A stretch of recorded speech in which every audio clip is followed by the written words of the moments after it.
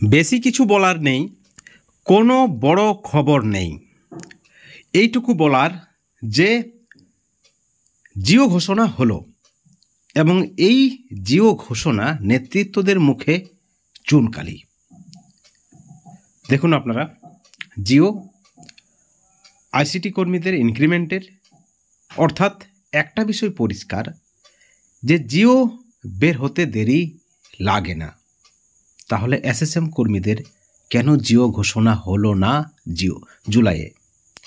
একটা সর্বোচ্চ লেভেলের যে খবর ছিল সরকারপন্থীদের আধিকারিকদের বিকাশ ভবন নবান্নে, যে জুলাইয়ের মধ্যে একটা বিরাট সম্ভাবনা রয়েছে পার্শ্ব শিক্ষক এসএস কেমিস্টকে সহ যে সকল বঞ্চিত এসএসএম কর্মী রয়েছেন তাদের ভাতা বৃদ্ধির ঘোষণার।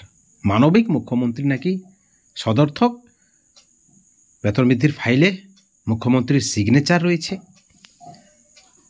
তারিখ পে তারিখ নেতৃত্বরা দিয়ে গেছেন, আশার বাণী শুনিয়ে গেছেন, কিন্তু তারপরও জিও ঘোষণা হলো না। এই ভিডিওর মধ্য দিয়ে আমরা বলতে চেয়েছি, যদি জিও ঘোষণা করার থাকতো তাহলে জিও ঘোষণা করা বা জিও পাবলিশ করাটা সরকারের কাছে কিছুই ব্যাপার না। সরকার যদি চাই জিও চুপি সারে রাত 12টায় বের হতে পারে।